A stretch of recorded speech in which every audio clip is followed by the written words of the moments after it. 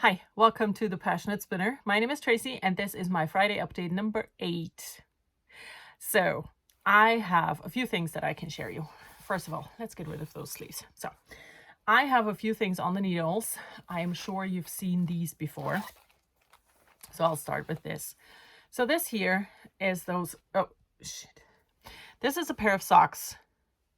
This was supposed to be a pair of socks. Let's say it like this, because I decided to not do the socks in the end. What I will do instead is I'm going to make leg warmers. So the pattern tells you that you can do 4 of those brioche bands if you want to do socks up to a size 40, but not more and not a much bigger size. And I thought about making these as socks, right? That's why I started the project. But in the end, I just like the idea of leg warmers better. So I am adding a 5th band right now and then do another ribbing and call it a day.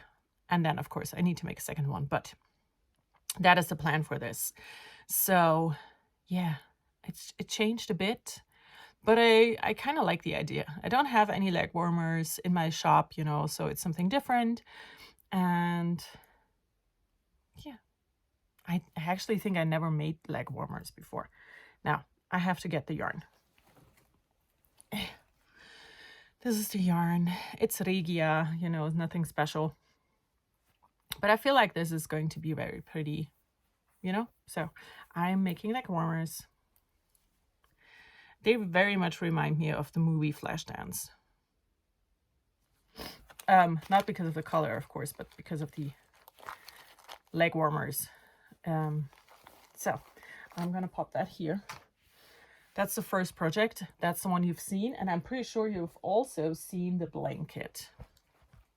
I had this started last week. And I worked on it a little bit, but not as much as I had hoped. But it's fine. I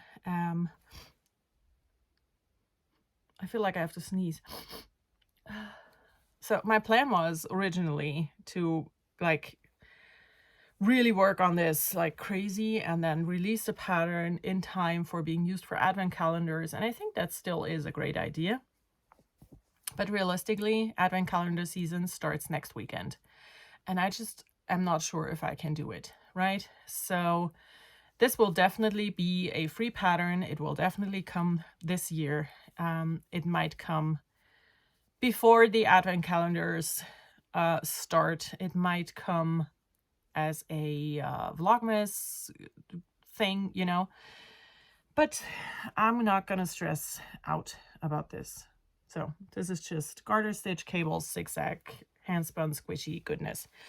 And I don't know what else to tell you about it. I'm pretty sure I talked about this last time. So yeah, I'm working on it and it's fun, but I had some other projects that got in the way. Now, the first thing, so basically we're done with the knitting bit. We're going to go into crochet now.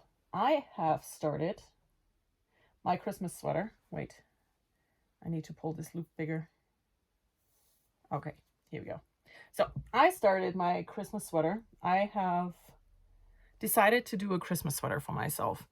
And the main reason for that is that I got yarn as a gift from a friend. And it's this, right? And I have, oops, now, hands, work with me. I have 2 of the silver, 2 of the light green, and 1 red. And I thought, okay, kind of, you know, let's make one of those ugly Christmas sweaters, but it's not enough. So my first initial idea was to use those 3 and make a big granny square and use a contrasting color, you know, what that one that fits in, but is none of those, for a back piece and make a vest. And I'm still doing that with one small different change. I have incorporated the contrast color into the granny square. So I am trying right now to just use things that I already own. And what so I'm using this, right? This is Schoppelwolle Alblino, my favorite yarn. And this is the most perfect green. So these are the colors for the vest. And my initial thought was, so this is relatively thick. And my thought was, okay, if I have like 3 of those, I'm going to use this yarn because I will probably use up most of them because I have to hold it double. And if I have more than 3, it would be kind of a waste because with 4, I can make a nice comfy sweater like this one for myself, right? So the thing is, I have 4. Of course, I find 4 of them. I decided to use it anyways because I have it, right? I could have found something else, that would have worked. But I have something that works perfectly. And yes, I will have leftovers, but I will have leftovers of the glitter stuff too. So, and I can just, when I'm ready to knit a green, nice, oversized, comfy sweater for myself, I can just get more at that point and not keep it for something I might be doing in the future and buy something else right now when I have something that is perfect. So my thought process was, first of all, I like the green, this darker green with the other 3 colors. I just feel like this really fits, it's very Christmassy. And now it kind of looks like this is the snowed in Christmas tree. And these are the baubles. And I'm loving it. So I am this far. So I am going to crochet 1 big granny square, right? And then I will do some shaping up here, to make a nice fitting sweater in the end. Because first I thought this is going to be so ugly, it didn't really matter. I could just, slap together 2 squares and call it a day. But I actually really like how it looks.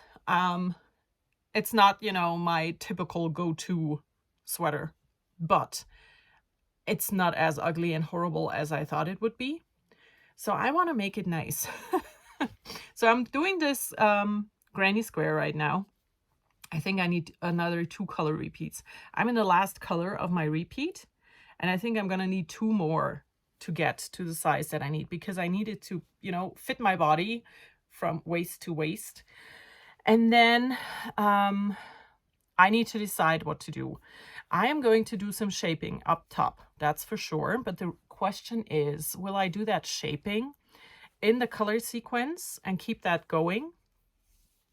Or will I do the shaping up top with the dark green in knitting? I like both ideas in a way. I like keep that as a crochet square, knit the rest. But I also like make the front be all this and then have all the ribbings in the back be knitted, Maybe if you have any thoughts about that, you can let me know because it's going to take a bit longer to get to the point where I need to decide, But yeah, this is it. This is my started ugly Christmas sweater that is going to turn out not so ugly after all, which makes me quite happy. But I will have a ton of leftovers because, like I said, I have 2 skeins of the silver, 2 of the light green and 1 red. I will probably use up the red and then have the others left. So we'll see. Maybe the red will also be a determining factor for how I will shape the top, because if I am using up the red for the square and I have nothing left, I don't like the idea of using just the other 3 colors up here. I don't know. I don't know yet. Let me know what you think, and maybe your thoughts will jumpstart my brain somehow. And then the last thing I get to show you today is something that I sewn. I have used my sewing machine, I think for the first time this year. It is the end of November and I have not been sewing at all. And it bugs me, right? It really bugs me. So a few days ago, I was wearing my favorite sweater, my favorite store-bought sweater, which is very similar in shape to this. It's a bit smaller and it's gray. It's dark gray. I love it. I managed to get a stain on it that will not come out with wash. I'm going to have to get a special stain remover today and hope for the best. But that just made me angry, right? Because it was my favorite sweater. it still is my favorite sweater, but now every time I wear it, I need to remember not to like wear it outside for, you know, going grocery shopping, doing errands, whatever, because there's a stain on it. So I tried to recreate my favorite sweater, and I found all the materials in my stash, which means that they're not the best match possible, but they work. So I'm going to show you my sweater in a second. I had, so the original is a French terry. And what I used is also like a French terry, but thinner, which is the first thing that I don't like so much about it. It ended up looking good. Okay, it's a wearable sweater. I'm going to show you. This is what it looks like. You can't really tell a lot, right? I mean, it's a raglan sweater. It's a simple raglan. I have not ironed it, so ignore that crease. Simple raglan style sweater. I found the pattern also in my stash. It came with an English sewing magazine. So Simple, maybe? I don't remember. Many years ago. And I have no idea if it's like a pattern that you can get. And I don't know what it's called, but it's a raglan sweatshirt, right? There's tons of patterns out there, so you can just choose one. I think the other one that I would have used if I had not found this would have been the Linden sweatshirt. And I'm not sure who the designer of that is, but I made that before as well. And that is very similar in style. So, you know, there's many patterns out there. So the thing is, this is the only ribbing piece of fabric, or the only ribbing fabric I could find that worked color-wise. Now I know that is a bit of a clash of patterns because of this geometric pattern and then the two colored stripes, but it's the best I could have done, right? Everything else would have been a contrast color, like a bright yellow or bright blue, because most of the ribbing that I had when I bought when I was sewing clothes for my kid when he was smaller. So I had one strip of ribbing fabric that was exactly wide enough to cut the neckband. And it was long enough to cut the neckband and two sleeve cuffs, but the sleeve cuffs are also only this wide. I used up every last bit of that ribbing now. I cut the sweater out of this fabric, and I ended up with bigger leftovers, but too small to use for myself or my kid. So, you know, I texted someone who's been doing a sewing class with me, or has done a sewing class with me, and she sews a lot for her grandkids, and you know, the smallest grandkid is a newborn. So I asked her if she wanted to have the leftovers, because you can easily fit a newborn sweater into that fabric. Easy. Maybe even a pants to go with it, but just nothing for me and nothing for my kid because he's tall, right? And she was like, yeah, sure. And she picked it up like half an hour later. So I got all of that material out of my stash, and I'm just happy. I'm happy about that. So even though this does not make me super happy because it's too thin. That's what it comes down to. But I now know that the pattern itself is perfect. It's the exact same size, fit, shape as my store-bought sweater that I love so much. So I can make more using this pattern, and I know that the outcome will be perfect. And yeah, I ended up putting my label in because I made it, right? So yeah, long story short, I sewed a sweater. I'm super happy. I'm happy with it. Not super happy, but happy. Yeah. And here it is. That's it. It felt so good being at a sewing machine. It felt so good having something finished within like 3 hours. And that included finding all of the material and cutting out the pattern, you know, the paper pattern, and then the pattern pieces, and sewing everything together. Like 3 hours finished sweater. I missed this so much. So I'm going to make more of these. Yeah, that's what I wanted to say. I missed sewing. I hope to get back into sewing and just make a few more things. And yeah, that's the first thing I did. And that's it. That was a relatively long Friday update. But I had a few things that I worked on and some things that I need to think through.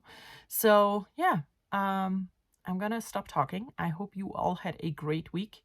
And I am going to see you again in the next Friday update. Bye. Oh, wait. I said goodbye. I just remembered something else. These Friday updates are like a condensed version of what I made, right?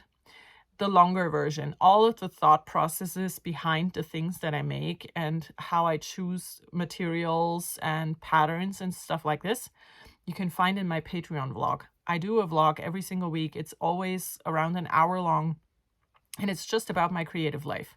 So if you want to know more, check out the Patreon. The link is in the description. And now I'm going to go. Goodbye.